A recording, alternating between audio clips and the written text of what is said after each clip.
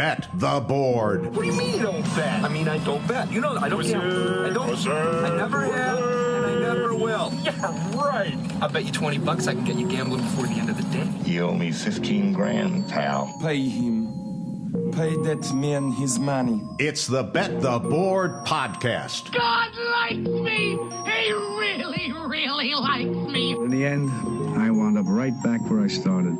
I could still pick winners, and I could still make money for all kinds of people back home. And why mess up a good thing? Here's Payne Insider and Todd Fuhrman. Welcome into the Bet the Board podcast. Ladies and gentlemen, the time has finally arrived. The appetizer of week 0 is officially in the rearview mirror. More on that in a few moments with one of our co-hosts. But week 1 of college football season, we wait with bated breath all summer, and it's finally time for all of these teams to put their feet to the fire. I'm your host, Todd Fuhrman, joined as always by my esteemed colleagues and co-hosts, Payne Insider and Brad Powers. And Brad, we're going to have a chance to pick Payne's brain a little bit on what transpired last Saturday, but we can save that for later in the show. I just have to gauge your overall mental state as you go into the season opener for Notre Dame that we're going to cover later in this program. Mental state revolving around Notre Dame is never an accurate description of anything else that's going on. I mean, obviously, it's end of the world, sky is falling, gonna get beat by, double digits. So, yeah, just take that with a grain of salt. That's very fair, and we'll get, of course, your take on the Fighting Irish for their trip to Kyle Field a little bit later. Payne, we got a lot of ground to cover. You want to jump right into these games? Yeah, let's do it. Two things. Well, I shouldn't say two things. One thing. Let's make sure we promote that Brad broke down about 74 week one games on last week's podcast. Brad went above and beyond, and he established a bad precedent for the rest of us for the season going forward, because I think, Brad, our listeners are expecting us now to cover every single game in the rotation, and they may actually be asking for FCS versus FCS matchups as well soon. But where I was going with this was, if there's a game we didn't cover here, it was definitely covered on last week's podcast. So make sure you go and listen to that as well if you have a question on some of the ancillary games. Great point, and there are plenty of games on the board. So we'll focus on a lot of the marquee matchups and do everything we can to get to some of the standalones with the 5-day football extravaganza. That'll, of course, culminate Monday night on Labor Day in Tallahassee with the Florida State Seminoles taking on Boston College. But Thursday night, a 2-game slate in terms of FBS versus FBS, although you wouldn't know that by the game drawing all the buzz in Colorado, North Dakota State, but one that could have lasting ramifications for two teams that have aspirations of getting to the postseason, and one maybe being a dark horse in the ACC. North Carolina on the road in the Twin Cities to take on the Minnesota Golden Gophers, and we've seen a line move in this game, gentlemen. Minnesota moved out to as much as a 2.5-point favorite in this contest. We now see North Carolina, consensus, we'll call it a 2-point favorite, but there are plenty of 1.5s and 2s out there. These two teams did battle last year. It was North Carolina knocking off the Gophers 31-13. Closed right around a touchdown underdog in that game. Minnesota did. UNC outgained the Gophers 519-303 with Drake May throwing for 400-plus yards in the victory. As North Carolina fans know, Drake May no longer on the sidelines in Chapel Hill. It'll be a new man under center. So, Brad, I'll come to you first. When you look at these two teams and the way the line has moved jockeying right around that pick'em threshold, what's one key factor that you believe will determine the outcome at TFC Bank Stadium on Thursday night? I'll use, media hot take to start. I think this is the most underrated game in week 1. Not getting enough attention. You already mentioned it. The game that's getting more attention is the Colorado game instead of this one. It's tough for me to envision either team achieving their preseason expectations without a win here, whether it's a win total, whether it's keeping their head coach off the hot seat. It's a extremely important week 1 game for both of these programs, and both programs very similar. I mean, best players on the roster as far as playmakers are both running backs, 2 new defensive coordinators, 2 coaches that seem to be on the downswing, whether it's North Carolina, you're following the recruiting, whether it's Joe Rossi leaving from, for Michigan State from Minnesota as a longtime defensive coordinator for the Gophers, basically a lateral move there. And obviously, I think I'm not going to bury the lead. I think the key factor is the quarterbacks, because there's uncertainty at both schools. First off, Max Johnson, he's a little bit of more of a known commodity, but what is also known is he's going to be a big downgrade from what they've had at quarterback from Sam Howell to Drake May the last 5 years at North Carolina.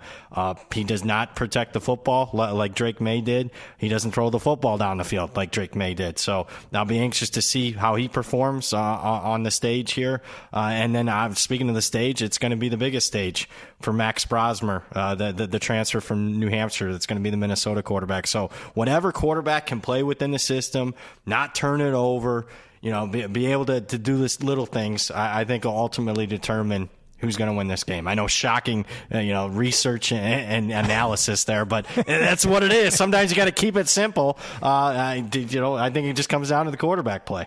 Minnesota dealing with some injuries in camp. It'll be interesting to see which players are actually available for them. We know PJ Fleck loves to play his cards tight to the vest when it comes to sharing that information in terms of mainstream media.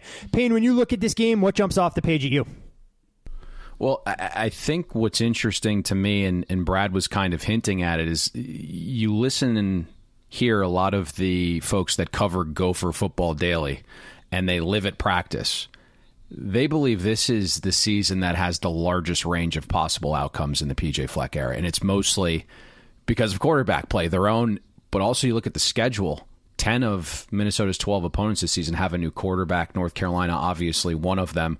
Mac Brown's come out, said he's playing Max Johnson, he's playing Connor Harrell. And so, for me, the key factor is actually up front. If you have two quarterbacks, you probably don't have one, which means UNC in a hostile environment is going to try to rely on their all-world running back, right, Amarion Hampton. And so you look at Hampton and awesome back, right? 14% of his carries went for 10-plus yards last season, 4.2 yards per rush after first contact. He's got this elite elusiveness. But I wonder if UNC is going to get push. And that's what's interesting. North Carolina returns one starter along the offensive line in Lampkin. And Howard Sampson played 87 snaps in 2 seasons at North Texas. He's going to start. Malik McGowan, right, has been at North Carolina 4 seasons. He's played 54 snaps. Trayvon Green has played 47 snaps in 2 seasons at UNC. Austin Blask has played 158 snaps in 3 seasons at Georgia. Like, these guys haven't been good enough to get on the field, many of them at North Carolina, and North Carolina's offensive line has been a question mark for multiple seasons. And it's the inverse for the Gophers, right? 6 of Minnesota's top 8 along the defensive line are back. It's the strength of the defense. And I know Joe Rossi left, which is a lot of the reason for this move because of speculation of what it means for PJ Fleck. Does he have one foot out the door already? And that's an interesting component to this game, but if you just think about the new defensive coordinator, it's Corey Heatherman, and he comes over from Rutgers. They have a similar philosophy, and the core principles are pretty much the same. It's about winning at the line of scrimmage, something we saw Rutgers do with Heatherman against Miami in the bowl game. And you think about this, when UNC returned all of those key cogs along the O-line last year, and we question Minnesota's experience along the D-line, the one area where Minnesota actually dominated UNC last year despite losing 31-13 was up front. I mean, Minnesota smothered North Carolina's ground game. First contact point was 0.9 yards. On 37 UNC runs, Minnesota allowed 2.8 yards a rush and a 36% success rate. And then you think about Corey Heatherman when he took the DC job here at Minnesota. His first press conference was, we want to stop the run. We want to stop the run. We want to make opponents one-dimensional. It was a direct quote. So I think the goal here is just like last year, make the quarterback beat them. Minnesota has its green dot back in Cody Lindenberg. He didn't play in this matchup last season. So if Minnesota chose this style last year, right, forcing Drake May to beat them, Minnesota is surely going to force Max Johnson and Connor Harrell to beat them. And if they do, Fleck and Heatherman are going to tip their cap, but neither of them are obviously Drake May. So I think that ground game for North Carolina is the biggest factor going up against Minnesota's front. Well, and the thing that's interesting about that, talking about what they were able to do, you look at Minnesota in general last year, and they let everybody run over, around, and through them. I mean, it was a Big Ten defense that finished 2023 ranked 10th in the conference, and allowing nearly 150 yards per game on the ground and nearly 4.7 yards per carry. Against North Carolina, the Tar Heels weren't able to do that. To your point, it was all Drake May all the time. So it does make for a fascinating matchup, even more so when you look at the back and forth that we're seeing in the betting market for Thursday. From Thursday night into Friday, and we at least have a few more games on the FBS slate, but a lot of big numbers out there. The slimmest of them will be in the nightcap out on the farm in Palo Alto, where it's TCU going on the road to take on Stanford.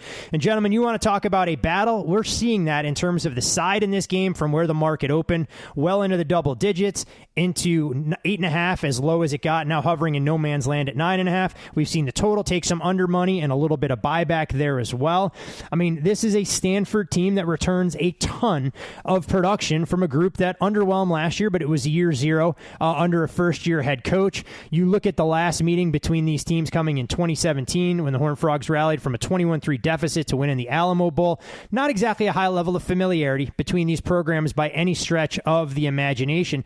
Brad, I'll come to you first on this game, and Payne, give you an opportunity to follow up as well. When you look at the Cardinal, I think we all believe highly in what their head coach is capable of doing, but does he have the horses game one to go out there and attack a TCU team that may leave a little bit to be desired defensively and at the same time remains enigma on the offensive side? Yeah, I think there's just varying opinions on how improved Stanford's going to be. Obviously, you go from last year, one of the bottom 5 as far as returning production teams in the country, in year one of a head coach with brand new systems, disparate systems compared to what Stanford had been running under David Shaw, to now flip forward 1 year later. They're one of the most experienced teams in the country, and how you value returning production varies among people. Does it mean as much as it used to? Probably not. With Stanford in mind, is there a ceiling to these players? Just because they're 1 year older doesn't make they're not going to go out there and run a 4.40. I'm guessing that's part of the reason why we're seeing a little bit of disagreement in the market. I'll go on record and say that I'm more on the upper end on Stanford. I believe that this roster is better, a year older, bigger, stronger, faster. I love the coach, Troy Taylor. On the opposite side, TCU, I went back and listened to Payne's breakdown of TCU, and man, I agree with it. It's just 18 months removed from a national championship game. There's still more questions than answers. I don't like the quarterback position, especially if they end up going with Hoover. I just feel like they could have somebody better there. I'm hearing, not great reports on the offensive line. I'm not a big Avalos guy. I know there's a lot of excitement throughout the TCU camp about the improvements, but you are changing to a 4-2-5 defense, and oh yeah, by the way, you lost your best defensive lineman, and you're trying to put one more lineman on the field at a time. I'm more on the Stanford bandwagon here, and I was happy to see that other people bought up to 10 today, and that they were in lockstep with me, because that would be my preference here. Brad, when you mentioned Andy Avalos, do you think Eric McAllister, who transferred out of Boise, and Andy Avalos have broken bread one-on-one now that they're both members of the TCU program? That's a good question. That's in the weeds. Yeah, there was McAllister quit the team, and then Avalos got fired, and he wanted immediately back on the team. But that's just gotta love the transfer portal. Oh, it creates some interesting storylines, to say the least. But Payne, when we look at these two teams, I mean, Brad mentioned the offensive line concerns for TCU. There's optimism around Stanford in terms of a quarterback recruit they were able to land in Elijah Brown, one of the top-rated recruits that they brought at the position from down the coast at Mater D. So there's optimism about what he can be if he assumes the reins. Troy Taylor's been mums about who the starting quarterback is going to be, which he normally is. We're all led to believe it'll be Ashton Daniels. But when you look at a game like this, what are the things you're trying to identify for two teams who'd love to get back to respectability? For Stanford's case, just getting bowl eligible, and TCU trying to rebound after a disappointing swan song to what we saw when they came up just short in the national title. I think it's the side of the ball that both of you guys both touched on. And, where Stanford's offense projects to improve, TCU is transitioning defensively, and I'm in lockstep with Brad that I think Troy Taylor is a savvy offensive mind, a really great play caller. He's aggressive. He's going to dial up a trick play or two. And you think of Stanford's offense, they run what you would call an air raid, but it's just more complex than that, right? It's not 4 wide run and go routes all game, right? There's a power element to it with the blocking scheme and the QB run game. Very successful QB run game a season ago. The route tree puts stress and conflict on the secondary. Now, why there's a little bit of a quarterback battle is the talent that came in. And Ashton Daniels, I think, has to improve some of the accuracy issues and had a lot of turnover-worthy plays last year. That turnover-worthy play rate is unacceptable, even though he was pushing the ball down the field a bit. The receiver group certainly has some juice. Aya Manor is a guy that averaged 2.3 yards per route run last season. Roush at tight end made huge leaps as a sophomore. And then you have Tiger in the slot. He was a freshman last year. And then Emmett Mosley is a freshman phenom himself that they seem to be raving about. And Brad hit it perfectly that TCU, game 1, is going to be trying to figure out if this transition defensively is going to work, right? Going from a 3-3-5 under Gillespie to a 4-2-5 with Avalos, and the hopes to be better up front. And you start to read these reports, guys that were playing outside on the edge are moving inside after TCU lost Demonic Williams to Oklahoma. Linebackers are moving to edge. Paul Ayawale was supposed to be a factor and a starter for TCU at defensive end. He's out for this game. So the group just feels a little thin up front. I don't know what Andy Avalos is as a defensive mind. He obviously had elite talent at Oregon. His defenses at Boise were good the first 2 seasons with someone else's players, but then took a massive step back last season and fell outside our top 75 in schedule-adjusted efficiency, so I'm not quite sure. And then you look at TCU secondary. Avery Helm was projected as a starting corner. He's out with an injury. Vernon Glover Jr. was starting in TCU's nickel packages. He's out with an injury. The rest of the group isn't very good metrically. You know, Lamarian James transfers in from ODU, 112 passer rating allowed in coverage at that level last season. You have a 6th-year super senior in Jatravis Broughton, gave up 9.2 yards per target last season at Utah. Bud Clark's played 1,000 snaps the last 2 seasons at TCU, 9.1 yards per target allowed. So I don't know what this secondary is. I like Abe Kamara as a downhill box safety, good run defender. And then you bring in the transfer from Memphis, Cam Smith, right? He's the 5th starter in the secondary.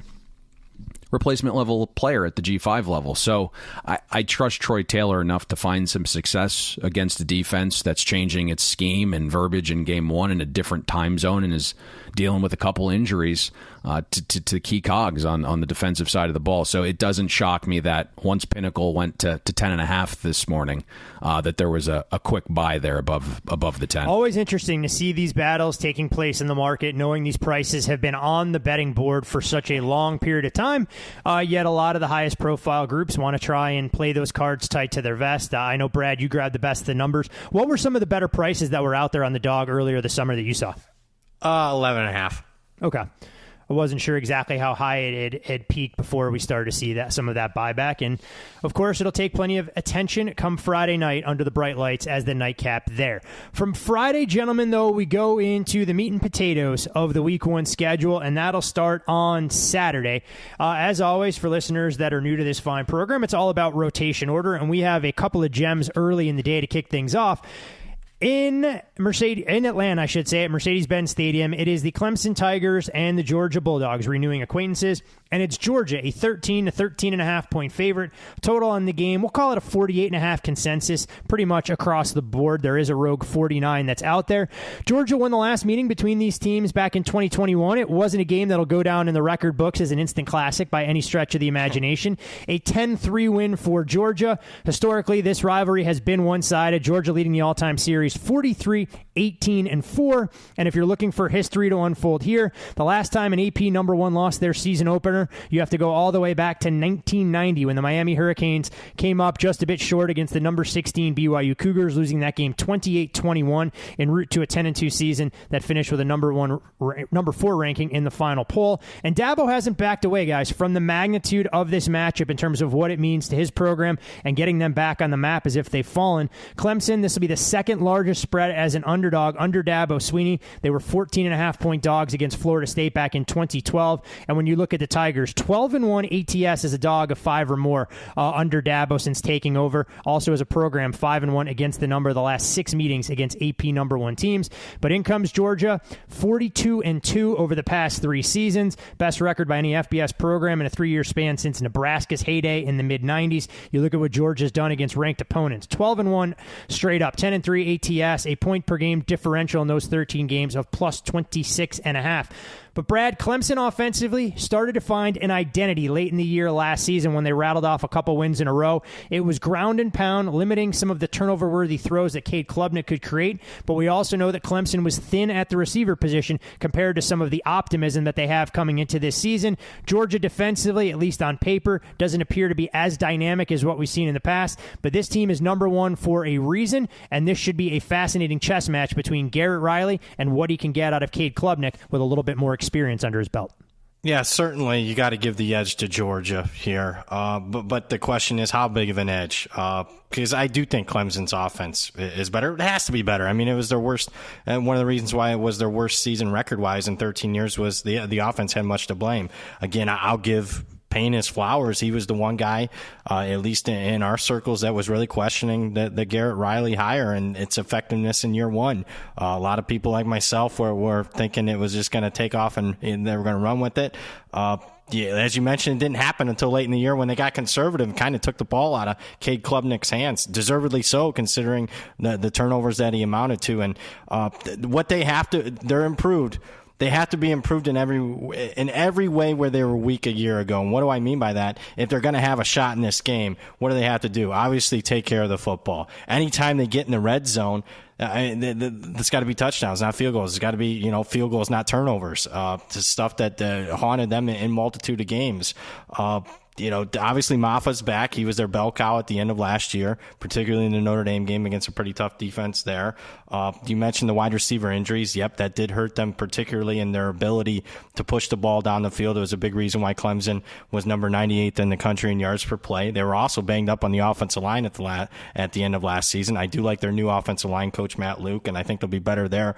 They're pretty much better across the board. You don't have an electric playmaker kind of out of the backfield like a Will Shipley, but again, Maffa can be a bell cow, and the wide receivers can take a majority of the load there.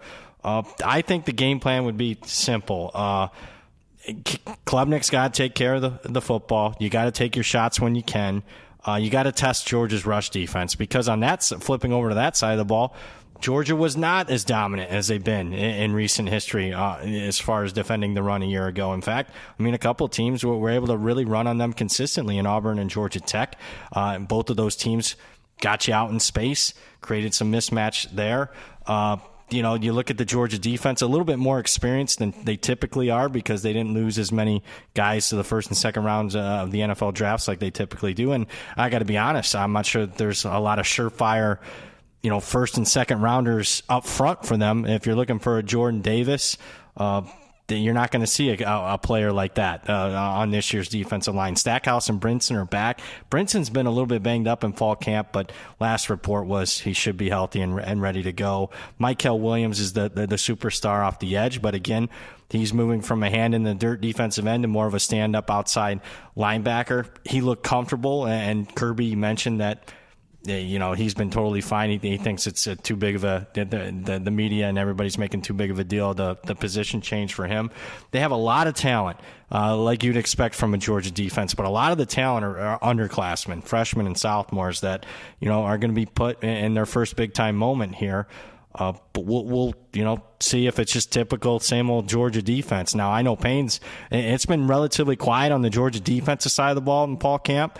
I know the offensive side's got a lot more noise on Georgia in the fall camp. But speaking of noise, you mentioned a couple stats on Dabo as far as, being a big underdog. And I actually think it's been relatively quiet on the Clemson front this fall camp.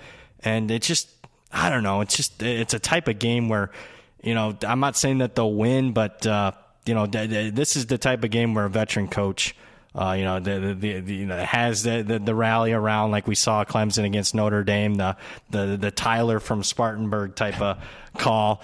I expect to see Clemson give Georgia fits, at least for 2.5, 3 quarters. Well, unfortunately, Brad, we can't get a reprisal of the Tyler from Spartanburg call because they're not taking live callers on Dabo's radio show. I don't get it. That felt like a plant. That felt like a setup. I don't doubt it for a second, knowing that that's the edict that they issue, that they have to be submitted over text or email. So if you have any questions you'd like Dabo to answer on the air, we're going to have to go through different channels there. You mentioned how quiet it's been, and it almost feels like Clemson is embracing this underdog role, taking the us against the world mentality. And there's no doubt that Dabo's come under a ton of fire for his reluctance to embrace the transfer portal. So what better way than to show faith in your kids? Tell them, you know what? We can show the world why we didn't need to bring in transfer reinforcements. You go out there and can push the number 1 team in the country.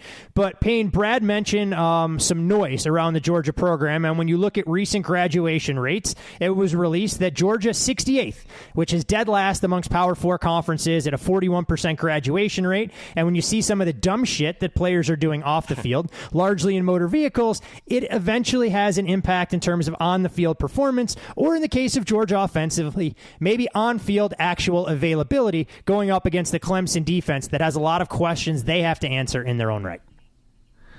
I'll just be completely candid. I thought I had a really, really good feel on this game, and that feeling starting to temper a little bit. And, listening to Brad, we can kind of concur that there's been some very sharp money on Clemson. I think what's interesting to me, and I went back and listened to our ACC preview, and then the information that I seem to be getting, it just feels different than what the outside world is saying on this game. And so maybe it's paralysis by analysis. But for me, like, Clemson is going through a defensive transition.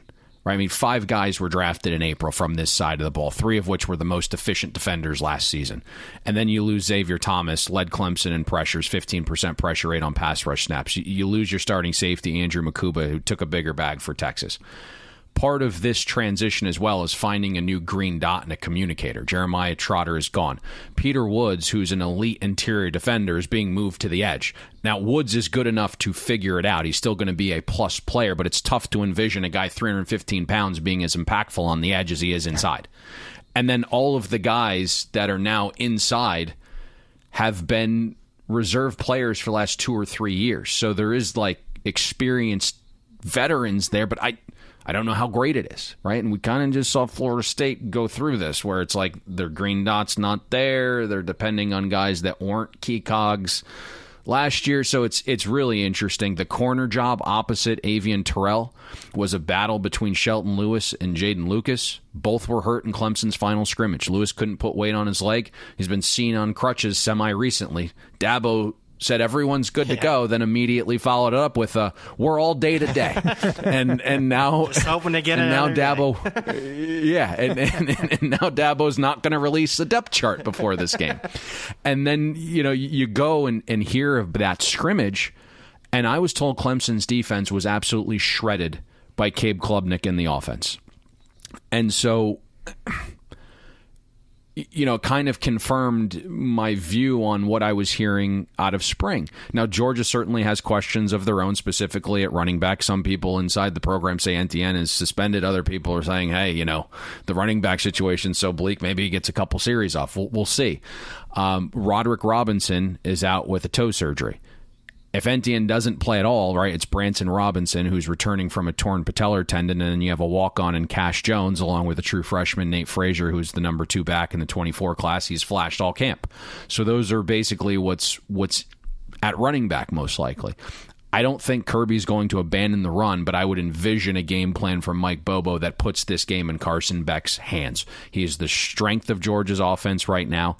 I like Dominic Lovett. I think he returns to more of his 2022 form, where he was a guy that averaged 2.9 yards per route run. His game went to another level when Brock Bowers was out last year, so maybe that's a help in transitioning away from Bowers, who obviously was super important to this offense.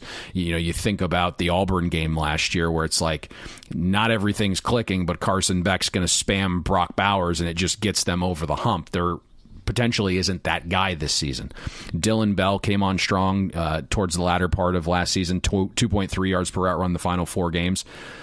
London Humphreys, right, was a guy that was a big get in the portal from Vandy and just wasn't really a factor in spring. Supposedly he's made a big leap this fall camp. Colby Young has been dealing with a hamstring injury, but he's been ramping up this week. He's going to be a huge red zone threat. Anthony Evans is a nice deep speed guy.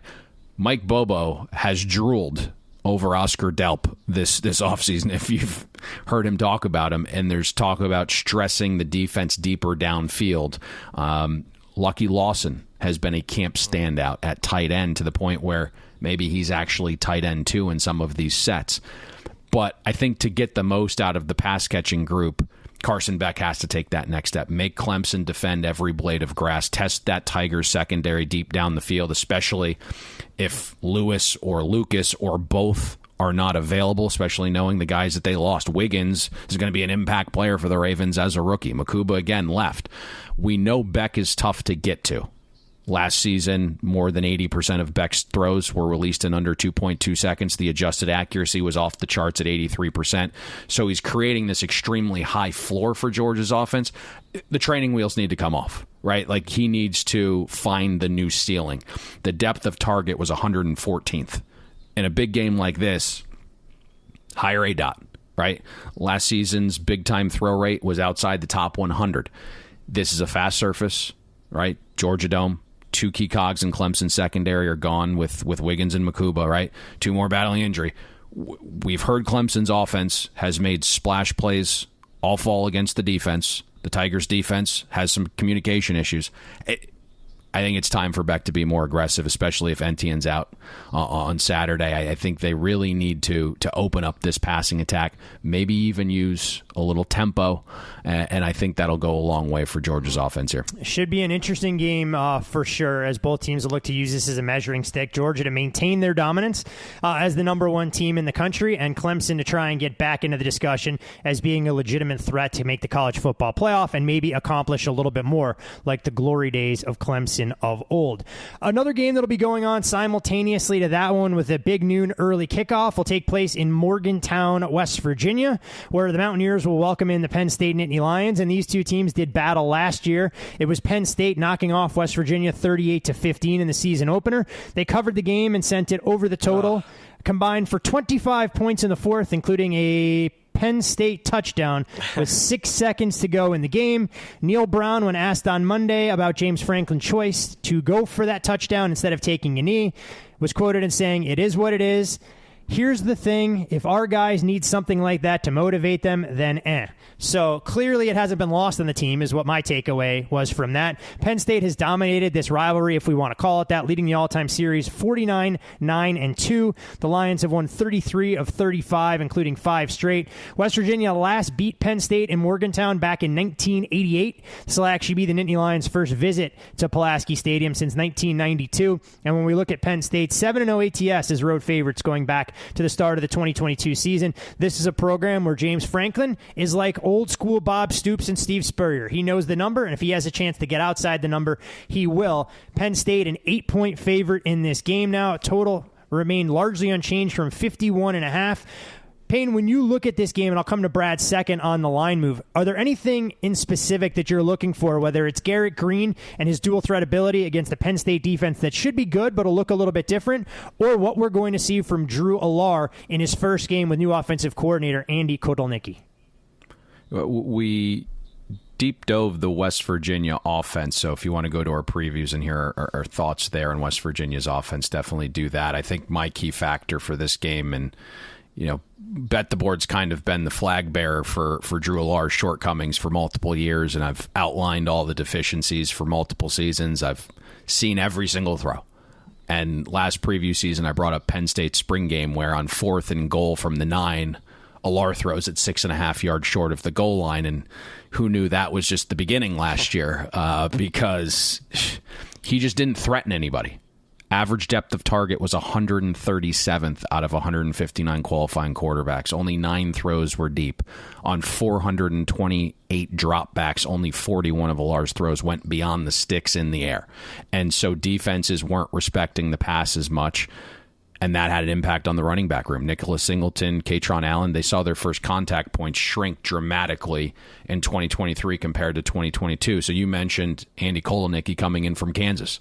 He's an offensive coordinator that wants to push the ball downfield, and whether it was Jalen Daniels or it was Jason Bean, both their ADOTs increased, right, from 2020 to 2021, 21 to 22, 22 to 23.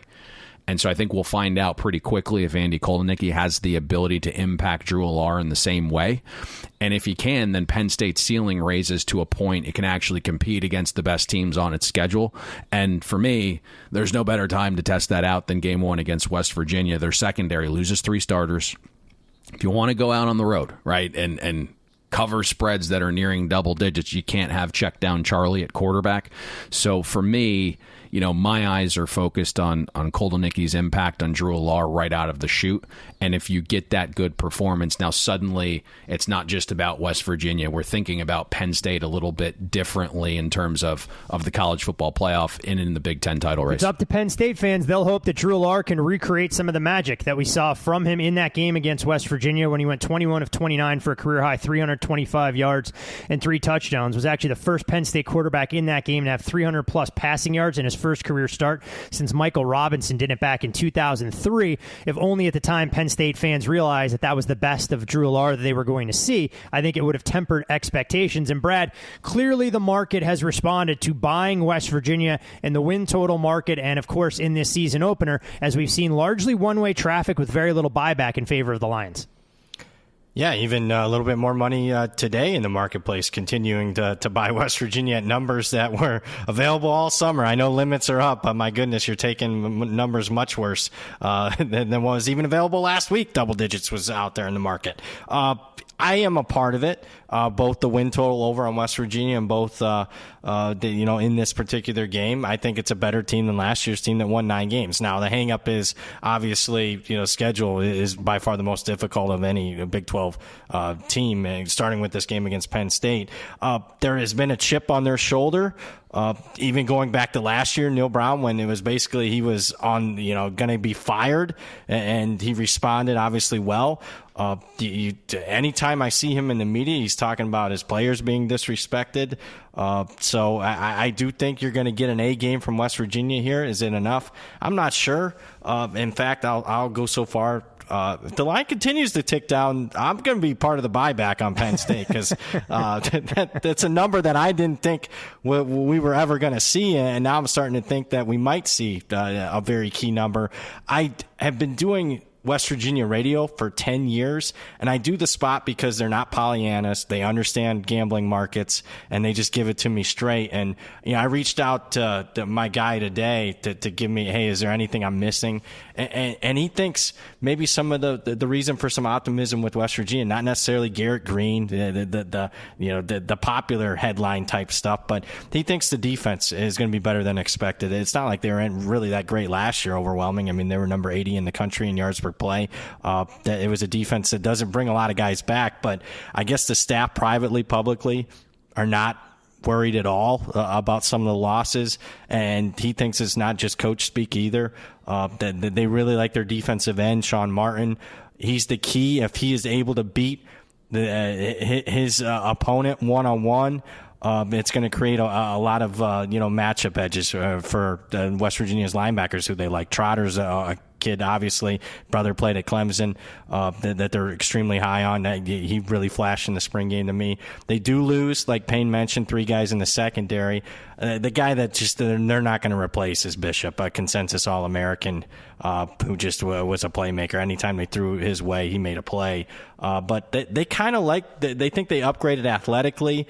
They think they brought in a couple of Northwestern transfers that were the highest graded players on Northwestern's defense last year. So the back end, they feel that they're much deeper, even though they lost a bunch of guys than what they were a year ago. So there's maybe some optimism on that West Virginia defense that's not getting any play in the at least in the media narratives. What's interesting about them going into last year, the buzz that I had heard from that neck of the woods, Brad, was about the locker room. And Neil Brown, we thought it was coach speak, saying that he thought the locker room was going to be a better place, that they got rid of some of the disruptive influences, and that clearly manifested itself on the field. So much so that, other folks had said that if the athletic department had a little bit more money in their budget, that Neil Brown would never have been given the opportunity to even coach all of last season. What does he do? Puts together the best season that they've had under his tenure, and you wonder if they can realize some of their potential this season and maybe make a little bit of a dark horse push in the Big 12. No greater way for the Mountaineers to start their campaign than pulling off a massive upset, at least in terms of what the program means, not necessarily in terms of what the market suggests, as only slightly more than a touchdown underdog. In the afternoon, in the heat and humidity at Ben Hill Griffin Stadium, the Miami Hurricanes will head north to Gainesville to take on the Florida Gators. And this is a game that's been interesting. You talk about battles in the market. We've seen a little bit of that here. We'll call Miami a 2.5-point consensus favorite in this game. Total sits at 54. You've seen the market get to 3, a little bit of buyback on the home underdog. We've seen minor money come in on the under. And this will be the first meeting between two Florida-based programs since 2019, a game that Florida won 24-20. These teams did meet 49 times in a 50-year span to start the series off from 1938 to 1987, but they've met just 7 times since 1988, all coming since 2000. No meetings between the programs from 1988 to 1999. When we talk about Miami, we know about what they've done in terms of recruiting and how they've hit the transfer portal to address some of their roster deficiencies. I mean, this is a program that has not finished ranked in the AP poll in any of the last 3 seasons, that they started the year ranked in 2018, 2021, or 2022. Meanwhile, Florida, they're the only SEC team scheduled to face 11 Power 4 opponents this season. They're also the only SEC team with 3 in-state rivals on their schedule. The Gators will have their hands full with not only Miami, they'll play Florida State and UCF as well. Since 2015, Florida has signed just 2 recruiting classes ranked in the top 10, and you understand why the heat is getting cranked up on Billy Napier to try and right the ship. Brad, Miami offensively, you look up and down that roster, there's a lot of reason for optimism. Cam Ward at the quarterback position, Damian Martinez brought in, and they put up some crooked numbers as an offense last year. There's depth at the receiver position. The offensive line is a spark. In steps a Florida defense who no doubt will have their hands full trying to slow down what we think should and could be a high-powered Canes attack. Yeah, slight edge to Miami. Might even be a big edge here, depending on what the game plan is. Because I think the first words you said when mentioning this game was the heat and humidity, and I think it's a pretty big factor, the factor in this game. Whoever's strength and conditioning is better in this game might ultimately lead to who wins this game. And I got to be honest, I got question marks on both strength and conditioning staffs because I'm not a big fan of Mr. Mustache for Miami, and I'm certainly not a fan of what I've seen from Florida. And I'll start with the Florida side. The depth chart just got released a couple hours ago. I don't like what I'm seeing, at least on listed weights. Desmond Watson is listed as a starter at nose tackle at 449 pounds. The kid continues to gain weight, even though literally Billy Napier just did his press conference. He says Watson's had a good offseason. He's lost a significant amount of weight. Hey, Billy, you might want to get that SID and maybe change the weight that they just posted. 449 pounds. I'm thinking that the kid's going to be down under 400. There's some disconnect there. Yeah, a couple of Big Macs over 400 pounds at that weight. Yeah, according to Napier, he's moving around better. He's in condition, football condition. Again, I'll believe it when I see it because I also see 342 pounds, 325, 351 on that defensive front. And I just go back to last year's game in the opener against Utah in the elevation. They're sucking wind and they're just out of shape and they can't, the perimeter, they can't get out to the edges at all. So I think the Miami game plan, look, if you believe in your strength and conditioning, let's go ahead and run some tempo and really test an overweight, out of shape, in my opinion, Florida defensive front. Cam Ward, obviously, the circles and the rumors are, highest paid player by far in college football this year. Is he the best player? No. Can he be an upgrade over what they had at quarterback last year with the banged up Tyler Van Dyke? Absolutely, even though I'm not a big fan of Ward. You mentioned it. They hit the portal hard. I like Mark Fletcher. Looks like he's healthy enough to play. Martinez is going to come in from Oregon State. He's capable of being a bell cow. I love the wide receivers. Restrepo in the slot is one of my favorite players in all of college football. I will know that name, I think, even in the future. He's got a future even at the NFL level in the slot. I like their tight ends. I like their offensive line. The only question I would have is, do you have that alpha in the middle? Like center Matt Lee was everything to that offensive line last year, and they lost him. Edge to Miami, but it can be a big one if they run tempo and really wear out the Florida defense. It's certainly possible. I'm anxious to see what Payne has to say on the other side of the ball. But when I saw that depth chart today, I was like, you got to be kidding me. I was hearing good things, and I see 449 pounds at nose tackle, and I could just see him being out there for 10 plays. And this is a defense, Brad, to your point. When you look at Florida last year, 7 takeaways as a group, second fewest in all of the FBS. Temple was the only program that had fewer with 5. And it was a stop unit that fell apart down the stretch as injuries continued to mount. They allowed 20 points per game in their first 7 games. That number fell to 38.2 over the last 5. Gave up 273 yards per game through their first 7 games. That number flirted with 500 down the stretch. And the secondary completely cratered, giving up nearly 100 yards more per game in their final 5 contests than what we saw early in the year. But, Payne, now could be your opportunity to jump on the bandwagon of a quarterback who feels like he's been in college football for the last 17 years in Graham Mertz. And to Mertz's credit, he did show a little bit of progress taking over that Gators offense. 20 touchdowns to 3 picks, a completion percentage just shy of 73% after spending 4 years as Wisconsin's quarterback in one capacity or another. Billy Napier has spoken about how he thinks the communication tool with a veteran quarterback could pay dividends and allow Graham Mertz to get even that much more comfortable. But when you look at Florida from top to bottom, whether it's the receiver room, whether it's what they may or may not have at running back matched up against the Miami defense, who has the edge and which particular matchup are you most interested to watch? A couple weeks ago, there was sky is falling type reports coming from Gators camp about its O-line and run game. And the left side is sorted with Austin Barber at tackle. He's had his first full offseason. Harris at left guard is really stout. Slaughter at center is elite. But there's serious problems along the right side of Florida's line. Everyone assumed it would be Damian George and Crenshaw Dixon would start. But then Florida threw in Roderick Kearney and Cameron Waits with the first team towards the end of camp. So I feel like that's going to be a little bit more fluid come game day, and I would just envision Lance Guidry, who likes to send heat, going to send multiple guys to the right side of that Gators O-line to test them out early and often. We know Miami spent big up front. The depth now is going to allow Guidry to run the scheme he wants, which he claims is a 4-2-5, and that Miami didn't have the depth last season, so he was forced to play more 3-3-5 stack. The run game for Florida, which you hinted at, could be a little bit of a challenge. NTN left for Georgia. Montrell Johnson had a minor knee procedure and missed most of camp. He was seen a couple weeks ago just working out on a treadmill, so let's see if he plays. Now, they have young backs, which they claim they love. Treyon Webb, Baugh, Jacoby, they flashed. To me, I don't have 100% conviction in that room. The last time we saw Webb, granted he was a freshman, he struggled against backups and pass protection, wasn't overly elusive. He just got what was blocked for him. So I'm interested to see what that looks like. The one constant we've heard, because you mentioned Graham Mertz, and both him and Billy Napier have discussed pushing the ball downfield. And obviously, Mertz exceeded expectation last season, but the ADOT was only 5.9 yards. Only 29% of throws traveled 10-plus yards. Eugene Wilson is a star, speed for days.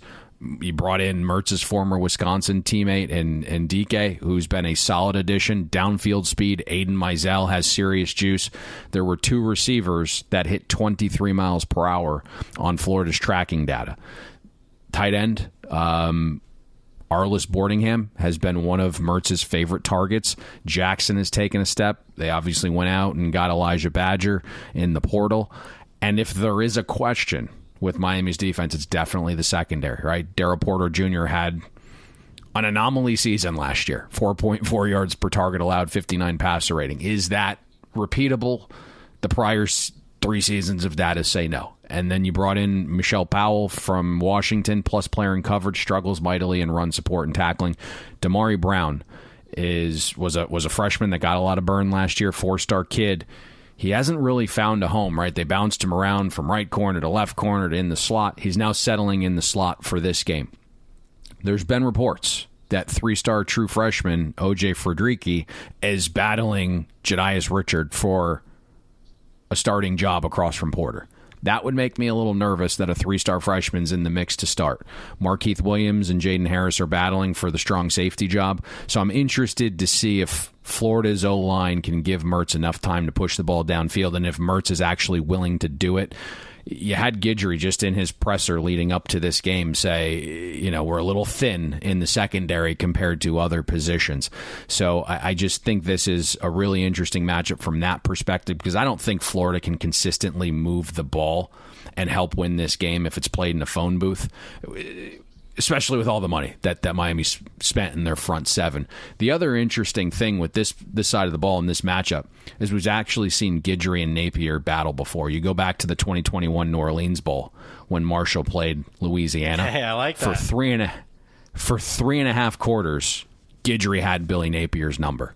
So this is going to be a pretty fun cat and mouse to see that again. Obviously, Napier's offense kind of exploded there towards the end of the fourth quarter, but some turnovers helped aid that. So we've seen Guidry give Napier some trouble for a good stretch of a ball game. So I think that's an interesting element to this matchup. I'm just thinking about our first Bet the Board combine to see which one of you guys gets closest to running 23 miles an hour on the treadmill if we set that up accordingly to make sure that nobody ends up concussed or in the emergency room. Am I on a bike? Yeah, seriously. I'm not sure either of you guys get there on a bike either, Brad. I'm not going to lie. Oh, okay. We're getting there on a bike. I just want to make sure. The problem is one of us is certainly to pull a muscle and have us out for multiple podcasts. I'm not sure what the health insurance coverage looks like around here, so I can't have anybody going into cardiac arrest in one capacity or another. Hey, one last thing, guys, on the game, and I'll open it up to either of you. When you look at the battle that's taking place in the market, what have you guys seen in terms of positioning from some of the respective opinions? I yelled at Brad a couple weeks ago to test him out here. So here's what I will say, and then Brad can confirm. So there was a couple of shops that opened this at 4.5, and I let Brad know that, hey, hopefully when this hits the screen at 4.5, that's where everyone opens, and then we're going to work on this game. Our goal is to get 6 minus 15 on Florida. And Brad took 4.5, and the market just crapped out. And so we were never getting 6. And then all of a sudden, all of the reports came out like 2 weeks ago about how horrific Florida's offense had looked in camp. And I was like, boy, I want nothing to do with this. So suddenly, taking a cheap Miami money line made some sense. And then, respected better one on Miami and kind of pushed that out of range for me. So I haven't partook in this game, but Brad, you can certainly divulge the price that you have. 4.5. But I don't remember. Hold on. I don't remember shops opening 4.5. I saw it get bet up to 4.5. Was that your crew already working on it? We were trying to do a little work there, and then I said, you but this texted is me. No, hold on. This is all you after the fact. Like I saw. You texted me. This is a Saturday, and we're like, hey, what do you think of this game? I'm going to need a subpoena these 6. text records. And then like 3 days later, Brad's like, yeah, we took 4.5. I was like, oh. That's not how I remember it going down, but I am getting older. But I just saw it was a Saturday afternoon. I saw on the screen because there was only a few games up at the time, and I saw some a particular shop offshore went from 3 to 4.5. I'm like, what the hell? They're reacting to one bet that was a dumb bet. I didn't have I wasn't thinking complicated. Somebody's trying to set up the game. I just saw 4.5, and I was like, man, I love 4.5 on Florida. That stupid Miami better that laid 3.5. Oof. Hey, you know what they say about things, gentlemen? When you get a story, there's Brad's side of the story, there's Payne's side of the story, and somewhere in the middle, there's the truth that we'll eventually uncover when we do a 30 for 30 on the Florida-Miami game and the infamous summer line moves. You can follow both of our co-hosts on social media. Brad is at BradPower7. You can follow Payne there as well, at Payne Insider. I'm Todd Fuhrman. Follow me. Most importantly, though, for all things Bet the Board, NFL, college football, NASCAR related, be sure to follow the podcast at Bet the Board Pod. And if you haven't already done so, it's not too late. Sign up, subscribe for the Bet the Board podcast newsletter. You can see exactly where the URL is that you can sign up, whether you go to the Bet the Board podcast website, website, you go to the Twitter feed, delivered right to your inbox on Friday. A lot of great information across the pro and college ranks to give you some additional actionable items each and every week above and beyond the podcast. And we've made a case for a lot of games being marquee matchups on the first Saturday of the college football season, gentlemen, but I think this intersectional showdown will go a long way for two teams who have very different aspirations in what they're going to look to achieve. And the game that I'm referring to will take place under the lights in College Station at Kyle Field, where it's the Notre Dame Fighting Irish on the road to take on Texas A&M. And when we look at the betting market here, 3, the prevailing price tag. There are some 2.5s with juice attached if you shop around. This total seen one-way traffic from a peak in the low 50s, now 46, even some 45.5s starting to pop on this contest. And this will be the first meeting between these programs since 2001, a game that A&M won in College Station 24-3. For those folks who like to quantify intangible elements, at least people are reporting that Rudy Rudiger will be in attendance for the game. So, Brad, it's maybe exactly what Notre Dame needs to pull off a minor upset and jumpstart this season under Marcus Freeman's leadership. And then, of course, the other storyline that people will follow, Texas A&M head coach Mike Elko makes his debut, matched up against Notre Dame starting quarterback Riley Leonard, who used to be under his tutelage at Duke. It marks the second FBS game since 2000 featuring a starting quarterback and a head coach matchup in which both were the starting quarterback and head coach duo for a different program the previous season. We saw it last year with Ben Bryant at Northwestern matching up with his head coach Luke Fickell at Wisconsin after each spent the previous season at Cincinnati. When we look at the Irish, 6 of the last 7 games versus SEC opponents decided by one score. First regular season game versus an SEC opponent since 2019, where they lost to Georgia 23-17. And this is an Irish team who was one of 2 programs last year that ranked top 7 in points per game on offense and opponents' points per game on defense. Georgia, the only other that was there. Meanwhile, this Aggies program, you look at what they want to do. Stability at the head coaching position, priority number 1, and to try and build some momentum, moving them into the upper echelon of what they can expect in the SEC. Payne, when we look at Notre Dame offensively, they made a big move this offseason. They bring in Mike Denbrock from LSU to take over as offensive coordinator. We saw what he did with the explosive Tigers offense a season ago. This was a Notre Dame offense, 39.2 points per game last season. It's most since at least 1946, when apparently their media guide started tracking such a category distinction. But Saturday will be unique in one aspect for the Irish. It'll end a streak of 42 straight season openers with at least one senior on the offensive line. Brad, I know you can talk a little bit about some of the injuries they've dealt with, but matched up against the A&M defensive front, Payne, suffice to say, it's who can win that trench warfare in terms of who gets the edge on this side of the ball? The easiest to identify and certainly the most impactful, right? Matchup. And you're thinking about not just the players, but the environment. Super hostile. Kyle Field under the lights, and Notre Dame starting offensive line has 6 career starts, and none of them are together as a group. And I think we mentioned this in the Bet the Board newsletter, but, you know, Charles Jagisaw tore his pec. The Irish were already replacing their 5th overall pick at left tackle in Joe Alt. So this becomes a 2-tier drop at left tackle for Notre Dame, and then you have a freshman in Anthony Knapp who's now going to start, at left guard. He was an early enrollee at least, but then you have Sam Pendleton and Ashton Craig at center, and Billy Schroth at right guard, and Wagner at right tackle. So this is just a wildly young O-line group, and not only are you dealing with the environment, but this is projected to be A&M's defensive strength. It's the strength of the team is up front. I think we mentioned Nick Skirton in our preview for A&M. He was the number 1 edge in the portal, 21% pass rush win rate, freakish spin move. He's 285 pounds and sets the edge wells. Everything I'm hearing is top 15 pick next year. And then Elko's raved about Shamar Stewart's growth and how he's grown his game in this offseason. He ticked it up a little bit last year, 14% pressure rate on pass rush snaps. Shamar Turner back inside. He was actually better than Walter Nolan for A&M last season. DJ Hicks, number 1 defensive lineman in the 23 class. Albert Regis, good space eater there.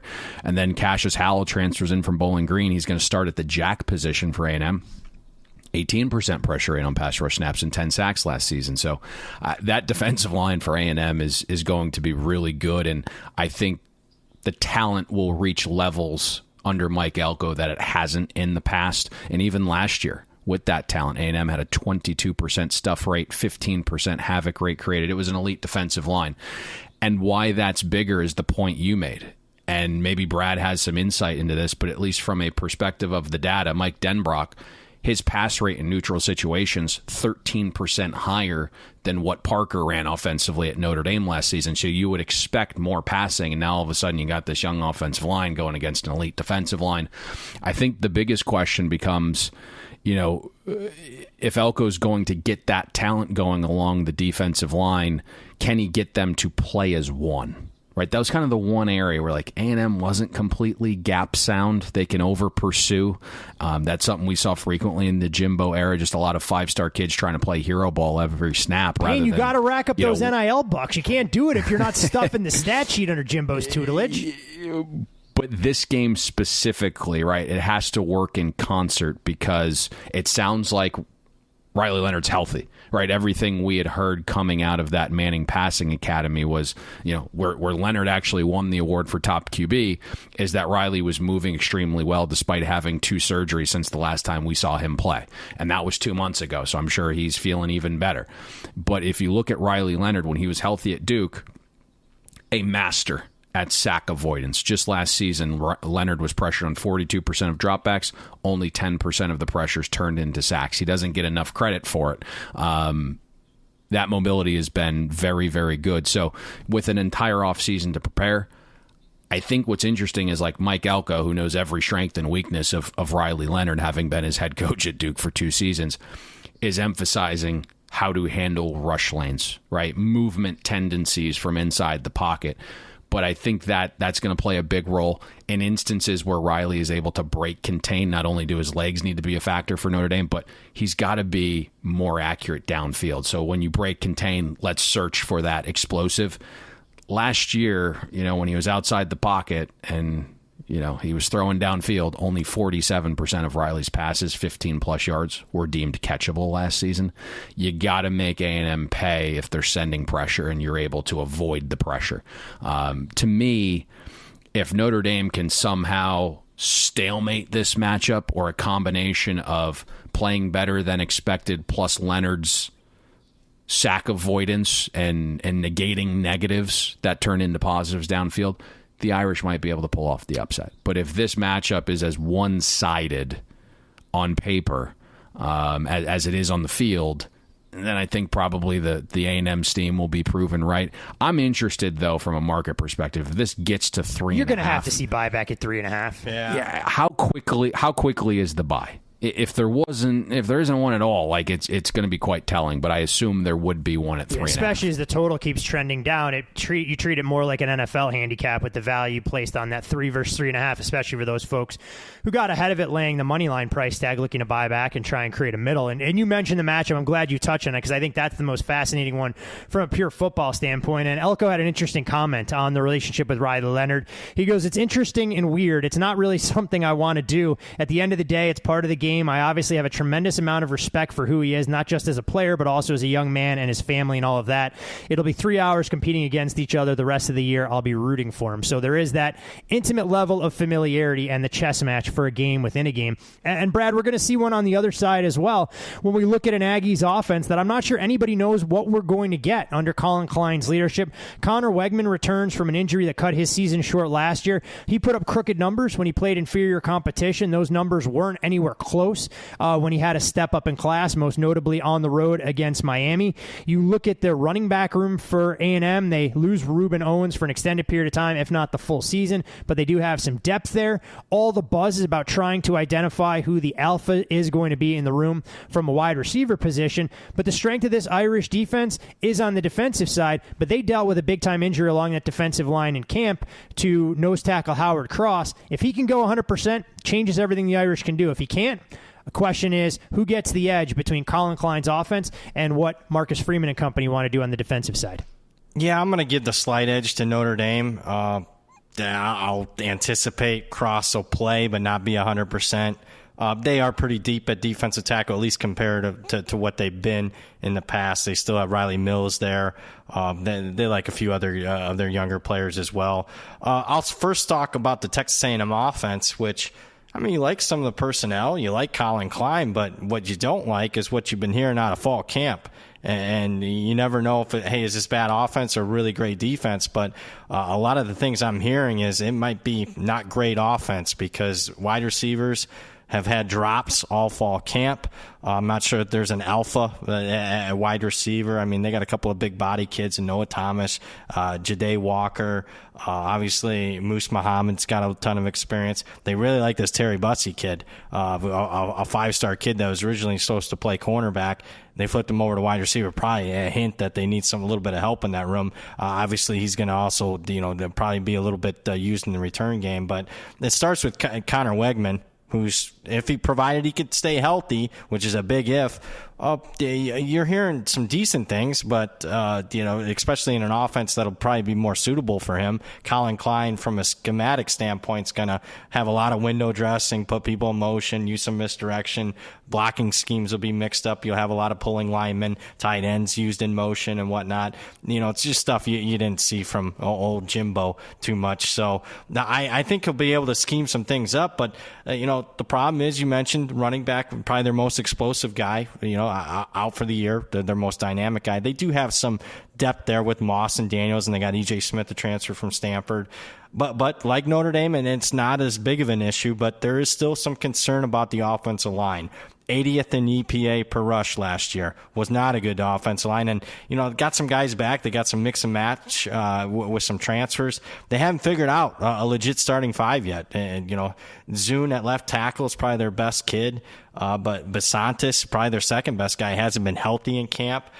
So there's still some concerns, and they have not figured it out yet. And boy, it's Notre Dame's not the opponent to not have it figured out, because I'm glad you gave me this side of the ball. It's a little more positive on the Fighting Irish side. Brad, we're here to protect your mindset for the magnitude of this game. So Payne's always looking out for you.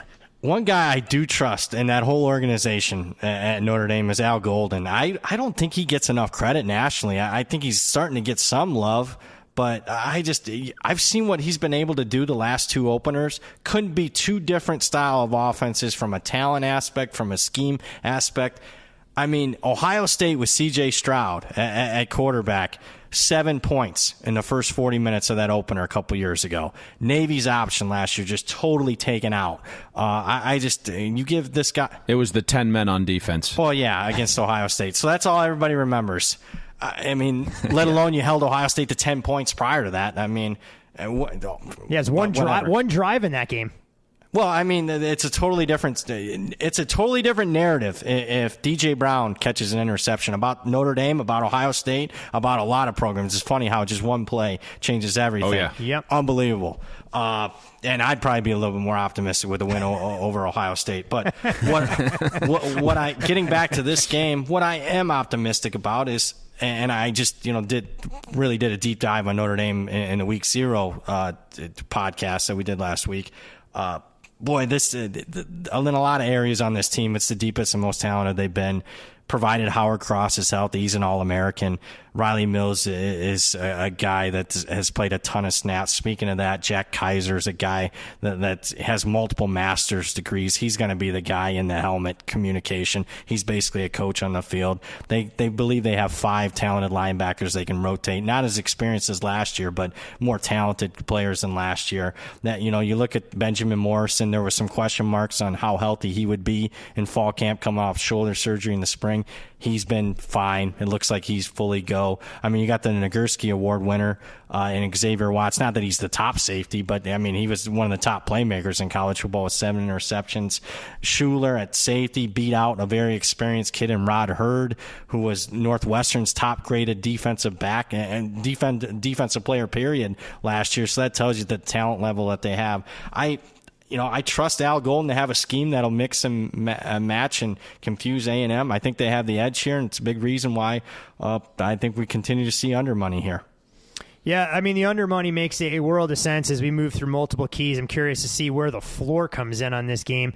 As we started recording here on Wednesday night, I mean, you're talking about a total that's dipping down at some of the market-making shops to 45.5 right now. We'll see if there's a point of resistance. It just hasn't shown up yet, but no doubt a game that's very interesting for A&M when you look at what's in front of them in the SEC under a new head coach, and a Notre Dame a chance to build that resume. Not a lot of those opportunities on their schedule schedule, but a win against A&M goes a long, long way if they're going to be a team included in the 12-team inaugural college football playoff. From Saturday's games, gentlemen, we have a couple of other treats on Sunday and Monday as well. And if Saturday night's contest at Kyle Field will determine the health and overall sentiment in the Powers household, this game on Sunday will go a long way in my mental welfare as well on Sunday between LSU and USC right here in lovely Las Vegas. It's LSU, a 4.5 to 5-point favorite, depending on where you look. Total on this game, 64.5. Painted across the board right now. And this will be the third meeting in series history. These teams haven't played since 1984. First ever meeting between Lincoln Riley and Brian Kelly. Top two in the FBS in most total points per game in teen games last season. USC's games on averaged 76.2 points per game. LSU 73.5. If you did nothing but blindly bet overs in Trojans and Tigers game last year, you would have had quite the profitable season, going a combined 22-4 over the posted total. Each team scored 40-plus points in 9 games last season, tied for the most in the FBS. Before USC, 8 wins last season was the fewest of Lincoln Riley's FBS head coaching career. He'd had 9+ in the previous 6 seasons. They allowed the most points per game in a season in USC history, 13th most in the FBS last season. Fired his Alex Grinch, in his Danton Lynn to take over on that side.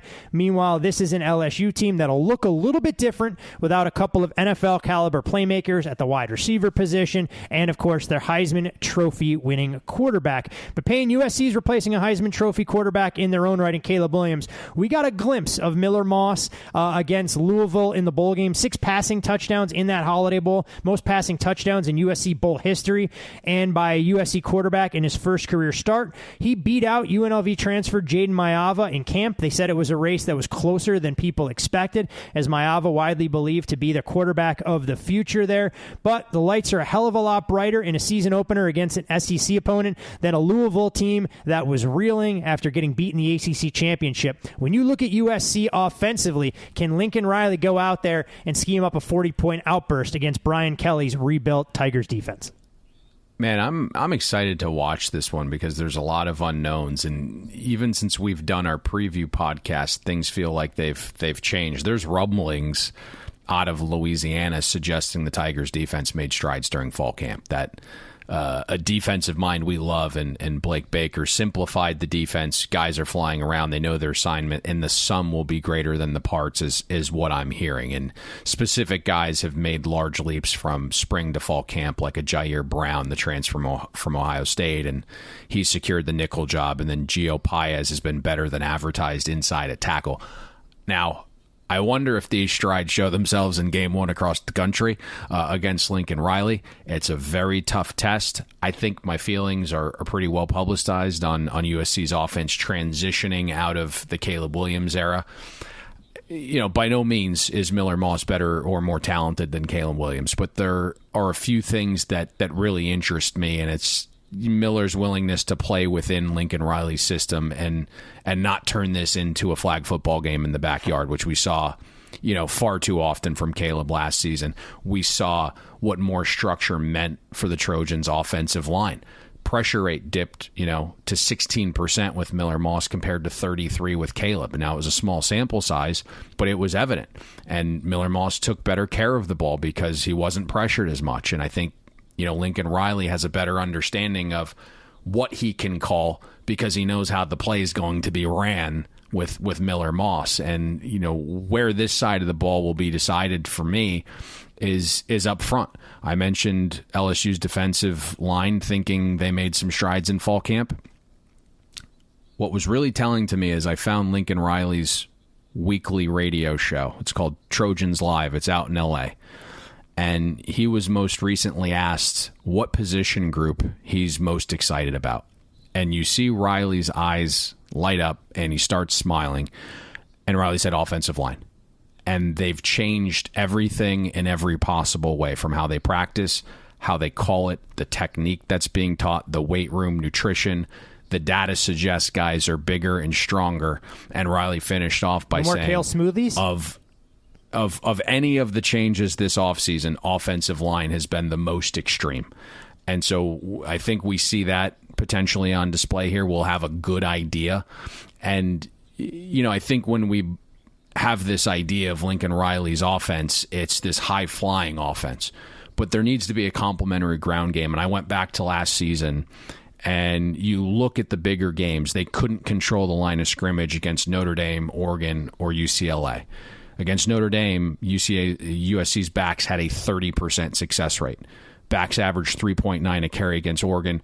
Against UCLA the following week, 35% of USC's runs were stuffed at or behind the line of scrimmage. It led to 1.6 a carry for backs, negative 0.6 EPA per rush on the day. So having a supporting ground game for Miller Moss in this spot would be huge.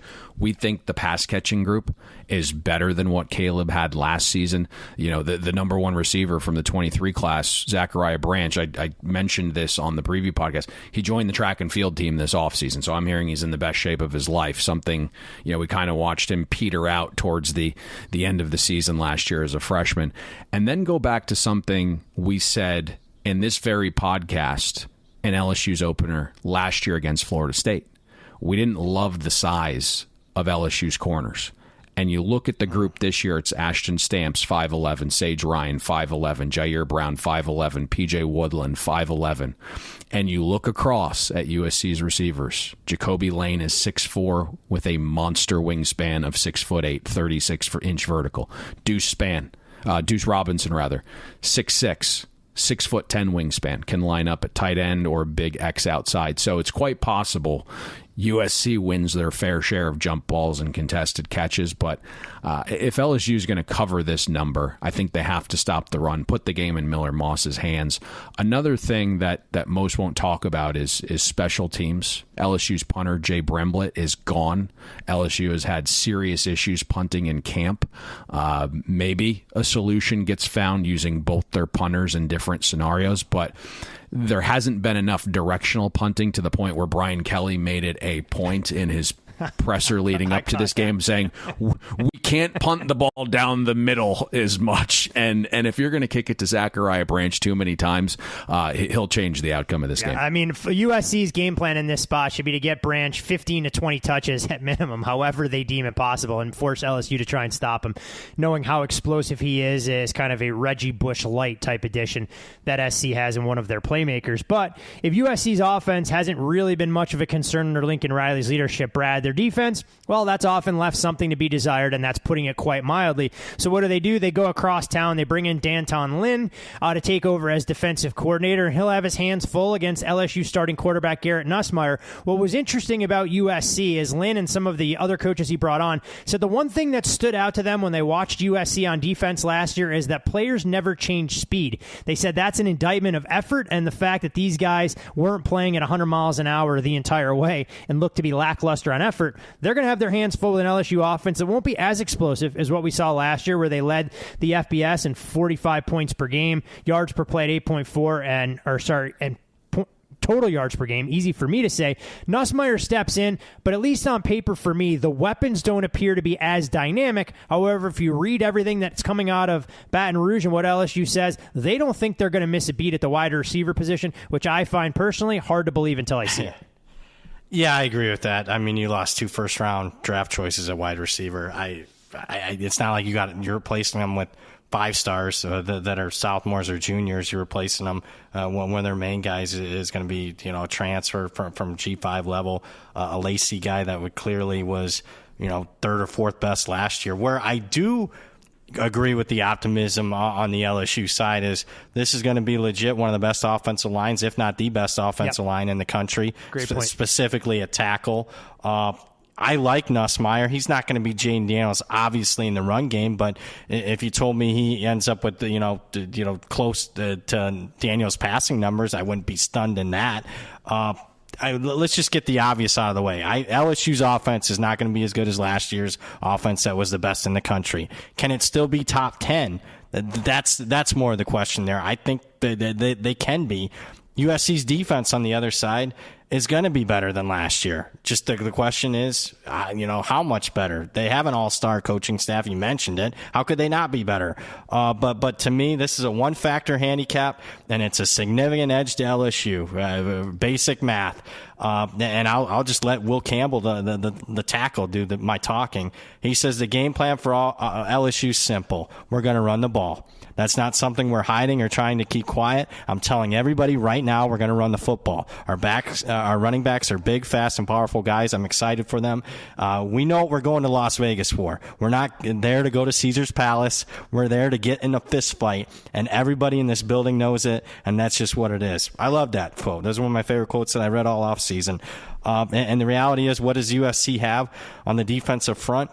I read this during the preview podcast. What I see is just simple. 275, 247, 284, 289, 256, 256, and finally 313. What is that? That's the weights of the two deep on the defensive line. One guy over 290 pounds taking on one of the best offensive lines, if not the best offensive line in the country. Significant edge for LSU in this one, where they're just going to run right at them. If USC is forced to put 8 guys in the box, then maybe that LSU wide receiver core that they're optimistic about can show themselves, or even the tight end Mason Taylor. So I like LSU's offense here. I love that Will Campbell said that, because their fan base won't feel the same way. I'm sure they are more than willing to get in plenty of fistfights, drink plenty of domestic beer that they can get their hands on, but it should be one hell of a football game for a lot of the reasons that you guys outlined. And again, I'll come back to the number on this game, so I want to open up to both of you. Don't want to steer in one direction or another. We saw 6 and 6.5, kind of the prevailing price throughout the course of summer. Number moved off of that secondary key. What do you guys make of that in terms of the side or total, in terms of what you've seen from your separate factions? I'll let you go. Originally, I liked LSU in the game. This is way back when it was posted 8 months ago. I thought they'd address the defensive line in the portal. They never did. The more I read, and the more I just think about Brian Kelly in an opener against a young, bright offensive mind. I mean, we've seen that the last 3 openers. I mean, Mike Norvell tore them apart the last 3 openers, and I then made I bet backs from USC. But now, if LSU's defense is better, and the comment that I just read today on Will Campbell, now I'm confused. I feel like I should just tap out and maybe relay back some 4.5, because that key number of 5 is so important. I'd rather just be juiced out in this game and just sit back and watch it. No, that's kind of where I'm at. I haven't done anything. No, makes sense. Always curious to get your perspective, especially on games that, as you guys have both alluded to, that have been on the betting board for so long. And we love to use the term paralysis by analysis, and I feel like this becomes the perfect poster child for it. And to your point, when you mention physicality in the trenches, we see it oftentimes early in the season. You may know by a drive or two, and it can create a live betting opportunity if you think one team's not going to be able to match up, and that'll get you to the window more than some of pregame speculation, even if it may not necessarily be the best of the number. Final game of the 5-day football extravaganza to kick off the college football season for all intents and purposes takes place in Tallahassee, where an ornery Florida State bunch will look to get back on the field in the wake of their disappointing trip to Dublin, a game they lost outright 24-21 to Georgia Tech as a 10.5-point favorite. We've seen the market adjust accordingly, though, as a result. Florida State had been bet down in that 20 to 20.5 range before kickoff against Tech. That number reopened at 17. You saw the dog take some money down to 15.5, and a little bit of buyback has since entered the market. 16.5 kind of prevailing, a very influential shop out here in the desert, sitting tops in the land at 17. Total down a touch as well. When we look at how these things have gone, Florida State beat Boston College last year 31-29, did so as a 25.5-point road favorite. It was a game where they built a comfortable lead and they kind of took their eye off the prize, their foot off the accelerator, whatever cliche you'd like to use, as Thomas Castellanos had a lot of success getting the team going through the air and on the ground. We know that Florida State will have, or I should say Boston College will have, Florida State's undivided attention in this one. Biggest takeaway for me, guys, was the limited possessions that we saw in their opener. Georgia Tech kind of playing keep away for the final quarter and a half. Bill O'Brien steps in to take over a BC program that lost their head coach and Jeff Hafley to the Green Bay Packers. Brad, offensively for Boston College, this is a group that brings back 80% of its total production on offense. You have a dual threat quarterback that can be electric with his legs, but if you take away those rushing lanes, I think any team in the country would be more than happy to let Castellanos try and beat him with his arm through the air. Florida State defensively was blown off the ball by a veteran offensive line in Georgia Tech. Should find it easier sledding to penetrate and play with a chip on their shoulder against this BC fortress in front of Castellanos. Yeah, I'm going to give the edge to the Florida State defense here, despite what we saw in Ireland. And you mentioned, the market adjusted. I think it over-adjusted, and we'll talk maybe further on that when we wrap this game up. Look, I was extremely disappointed with Florida State's performance. I felt like Mike Norvell, Payne Insider, Bud Elliott, the entire Florida State beat owed me an apology. But because that was not what I expected. Not that I thought, Florida State was a great bet. Not that I thought Florida State was a national title contending team. It's just I expected that team to be good at the line of scrimmage, and they got manhandled. But I'm anxious to hear more of Payne's thoughts on that in a bit. But Boston College's offense has to try to have a similar game plan. Now, will they be as creative? Probably not, with the motions and utilizing the backside of the backfield like Georgia Tech was. I just don't know if Bill O'Brien has that in him. You would certainly hope that they were, using their strengths from last year where they were a run-heavy team.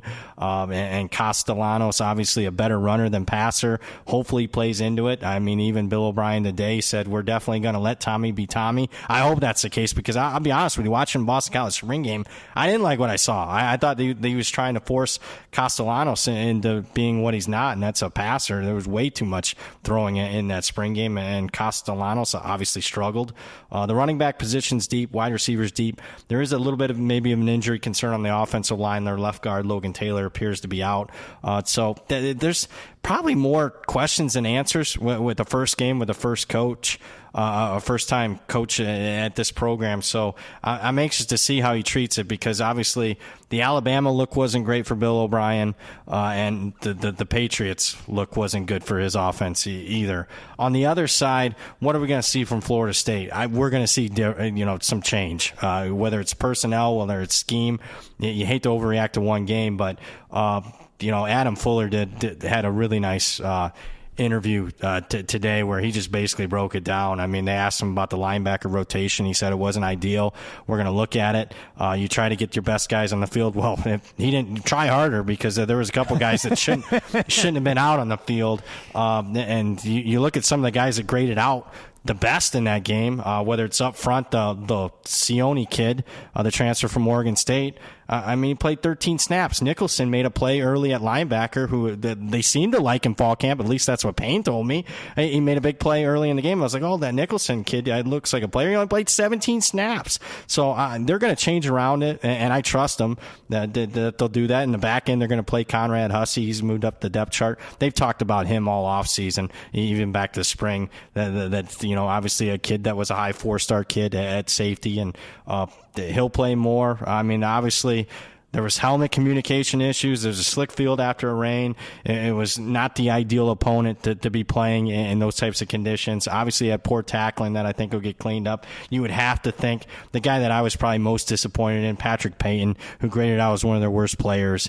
I expect a rebound there. Just overall, the Florida State defense that you'll see on Monday night will be night and day compared to what you saw in Ireland. That's just my expectation. Payne, like every great TV show, like every great movie, every great book, you eventually build up to a crescendo. And in this podcast, I think a lot of people were hoping that at the top of the show, we gave you an opportunity to rant about some of what you saw from Florida State in terms of this no chicken little, that the sky's not necessarily falling. So while I do want to get your take on what you saw offensively and what will change this week against the BC defense, just your overarching thoughts on the effort from minute one and the great scripted drive where it looked like Florida State was going to run away and hide, to what we saw for the better part of 3 quarters where it looked like Georgia Tech was the more physical team and, dare I say, more buttoned up in a variety of facets.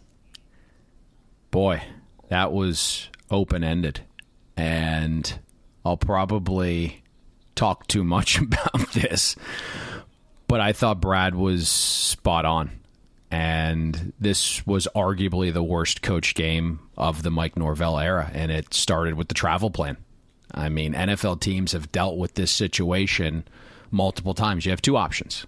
You get out there about a week early and acclimate, or you show up the day before so your body isn't in the midst of transition while playing, and Florida State elected to do neither. And, you know, the budget conversation's probably above my pay grade, but college football is big business, and you better believe there will be multiple games a year played on foreign soil after what Florida State just did, and that's bring 50,000 out there, stimulate a city for 7 days, and then not cause ruckus after you lose a game you're supposed to win. So expect that to happen. But, I mean, pony up some money, get these guys out there early. I mean, FSU left Wednesday night after dinner, arrived in Ireland Thursday morning around 8, 9 a.m., game Saturday, 5 p.m. local time. And so it doesn't surprise me FSU looked lethargic when, the game tips off and players are in Ireland on hour 55 and the body's in the adjustment period. So, you said a phrase, the sky falling. My expectations for FSU were lower than market. Fair. And you go back to that preview podcast, said Florida State isn't a national title team. A great season is 9-3. Pick up a 10th in a bowl game to make it 3 consecutive double-digit win seasons. I texted you the night before, Todd. I said 8-4 wouldn't be shocking at all. You were right on there. You also texted me. Brad mentioned the defensive rotations, and you texted me right on cue at a key juncture of the game as well. I don't want to disclose that if you don't want to share it, but it was about as apropos and as foreshadowing as you can provide for a team that I know you know so well inside and out. And I want to get to the offense, and I'll get to some things, but just to rehash on Brad's point, you went and got Sione. You didn't get him for his pass rush ability, right? He was second team all Pac-12 because he can set the edge as an absolute monster. So how in that game, when you're getting the shit kicked out of you up front, is he playing 13 snaps? And obviously Pat Payton was not very good in that game. The defensive tackles, Farmer, Jackson, I feel bad for them because they were seeing doubles all game because they knew Florida State's linebackers weren't triggering fast enough to take advantage of the gaps created on the doubles. So I'm going to give them a little bit of a break. But this game, coming up against BC, they better show out because, you walk around campus with 100,000 around your neck, each of them, and you hop out of your Lamborghini trucks. And, let's get this thing figured out. And then Omar Graham. If you attended any practice all of fall camp, Omar Graham was nowhere to be found on the depth chart. He was running 5th. So how he gets 36 snaps is beyond me when you bring in Riley, a kid who's played in the SEC, DJ Lundy, and Nicholson, who has started to flash towards the end of camp. Cryer was a guy who flashed during camp. And it's this guy was nowhere to be found. He played 36 snaps. I mean, how many times did this guy look in the opposite direction? So Adam Fuller was miserable. Listen, I feel bad because this staff has had to overcome so many things. And I saw Josh Pate, who I like, insinuating that Mike Norvell and the Florida State staff told Pete Thamel how great this team is. And it couldn't be further from the truth. Sure, Mike Norvell said this was his fastest, biggest, strongest FSU team he's had. That's all fact. It's data, right? Guys bench press X. Well, when you step on a scale, it says Y. When you're running a straight line, and it'll give you a specific mile per hour. At no point did Mike Norvell say this was his best FSU team or the smartest or was filled with leaders. And I don't want to be a dick because I really like Pete Thamel. He's a great guy. I love his work. If I'm looking for a story about a 13-year-old boy named Timmy from Sheboygan who's a lifelong Badgers fan who defeated the rarest disease on earth, I'm going to Pete Thamel for that. I'm not going to him for power ratings and team strength. And scouts have been at every FSU practice. They practiced at Jacksonville's indoor facility.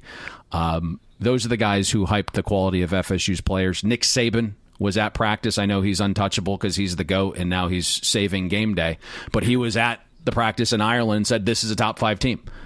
Nobody that bets real money thought FSU was a top 5 team. Nobody bets real money said FSU has the best defensive line in the country. We didn't say it. Mike Norvell didn't say it. We all had Georgia Tech power rated higher this season than last. Tech caught steam all summer in this game. And the only reason pro bettors went under 5.5 wins on Tech was their schedule. It's one of the toughest in the country, right? If Tech had, say, Syracuse's schedule. They've been 13 games. They're probably well, they're probably lined around 8 wins, and suddenly nobody finds this result overly shocking. But I think Brad was hinting at this, like we have seen from the outside, is a lot of overreaction, and we talk all the time about football not being a sample size sport and how one data point isn't the end all be all, and suddenly that doesn't apply to a game played on foreign soil in a downpour with each team only having 7 possessions. It's not even a full football game. So, that is a little interesting for me. Specific to Florida State's offense, again, Mike Norvell was horrific. I mean, go back to our ACC preview. It's on June 26th. Everything's timestamped. I literally laid out how I thought Mike Norvell should run the 2024 FSU offense. Turn back the clock, make this 2018 Memphis with multiple NFL backs, right? 2 running back sets. Utilize the best talent this offense has.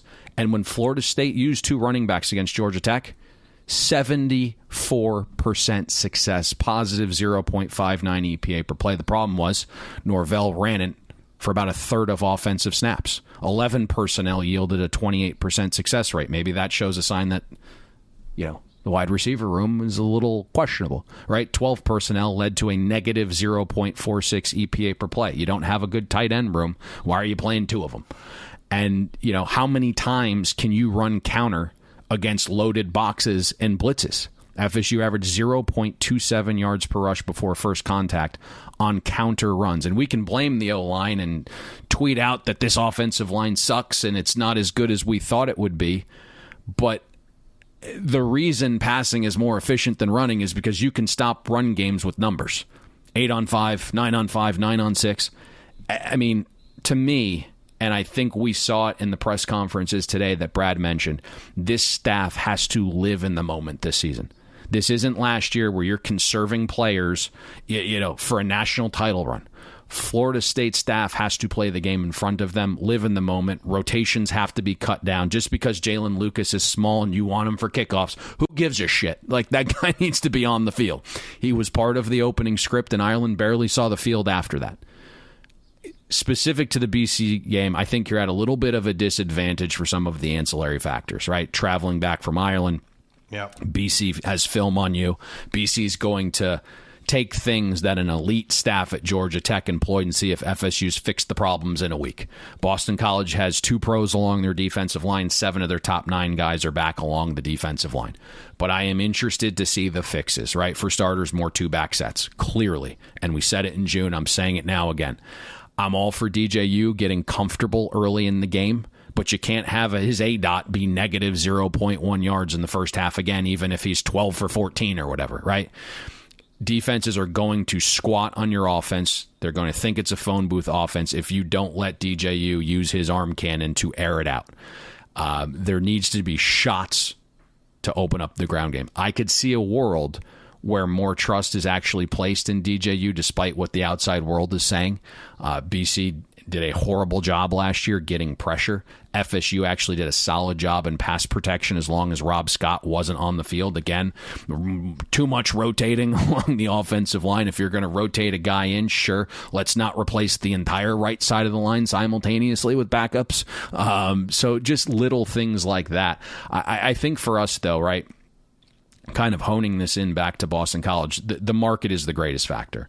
And I had hopes with this being the standalone game, the negativity would continue to come in. Circa had actually gotten down to 14. I know you referenced that, Todd. I had plans of laying anything better than 14. Apparently so did other respected bettors. That's why that's out to 17 now. So we're monitoring this game a little bit closer, and hopefully, as the standalone, all of the public has their say and potentially enters the market here on Boston College. But this is going to be a tough matchup. I mean, the front 7 for BC is very good. I think the game plan was maybe installed for Mike Norvell, 10 days prior, 14 days prior. And at that point, the receiver room was in shambles. And then suddenly the last 5 to 6 days, A lot of those veteran guys had started to come around. Ja'Kai Douglas specifically, who was the leader in this game. Malik Benson kind of took that next step. Kentron Portier started to look a little bit better. And so I think that's maybe why the ADOT was a little bit lower. But we saw when they needed the drives, DJU delivered multiple fourth downs. Yeah, he came up with some big throws when they needed it most.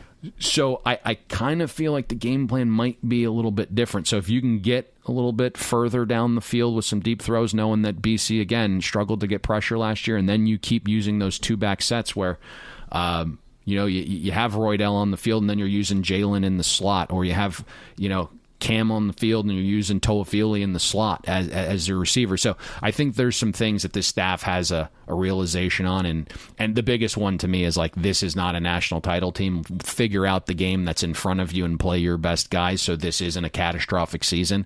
And if you do that, I think you can still eke out 8, potentially 9 wins if you catch some good variance throughout the rest of the season. Brad, you've done this for a long, long time. We know that the market loves to overreact or underreact to one data point. How do you go about making adjustments after a game like this with Georgia Tech and Florida State? For the positive for Georgia Tech on one side, a game that we're not going to preview against Georgia State, and then Florida State, given what we've seen in the market and how that price changed based on them losing the game outright as a double-digit favorite. I try to underreact. So, certainly got to downgrade Florida State a couple of points. I think my downgrade was 2.5 points. It certainly wasn't 5. I'll get more aggressive if I see it again.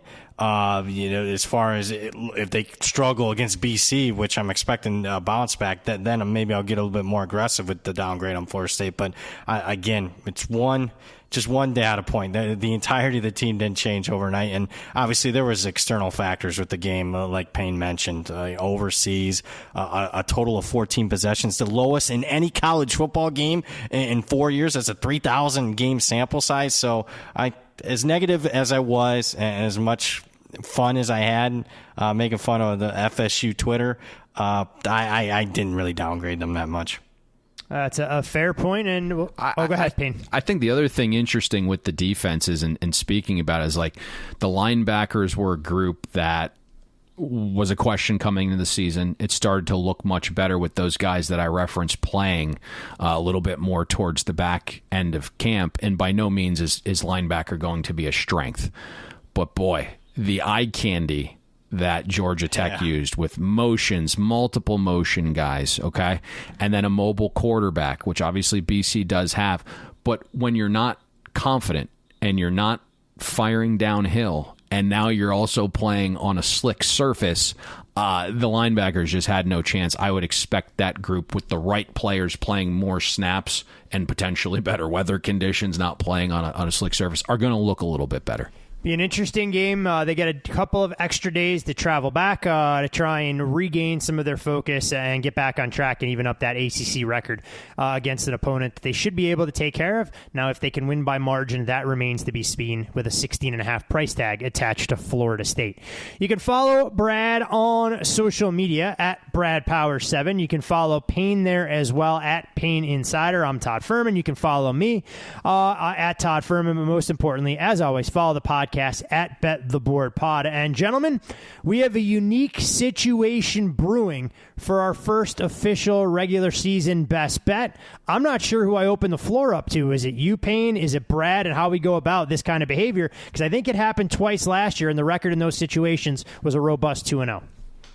Well, let me lay this out, and then I'll let Brad talk about it a little bit. First of all, this is probably the most listened to part of the podcast, so we'll mention again, if you're looking for breakdowns on like 30 of the games this weekend, go back, search our podcast feed, go to the Week 0 podcast. Brad broke down about 30 games, rapid fire, 90 seconds each, so I would tune into that for some of the smaller games.